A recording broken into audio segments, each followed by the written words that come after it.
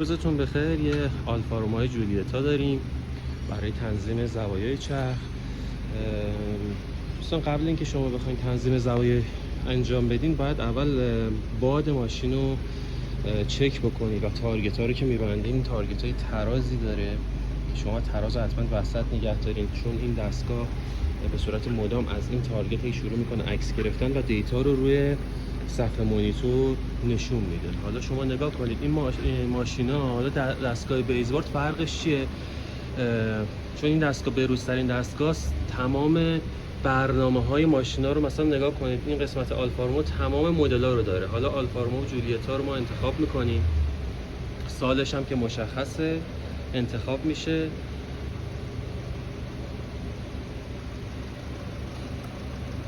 و تمام اعداد تو، کمبر و کستر و اگه تنظیم عقب داشته باشه که حالا تو این ماشین بهتون نشون میدم تو ویدیو بعدی، یه تنظیم داره که میتونه همزمان تو و کمبر رو تنظیم بکنه.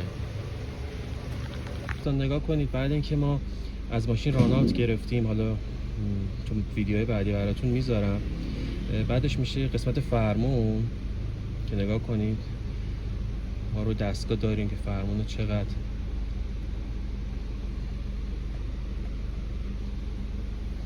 حدوداً یک دور به سمت چپ و یک دور به سمت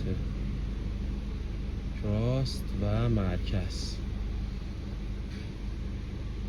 شما وقتی راناوتو میگیرین، این قسمت که میجرمنت هست، شما قفل ترمز رو باید زده باشین. بعدش فرمونی که وسط پیدا کردین، قفل فرمونم میزنید.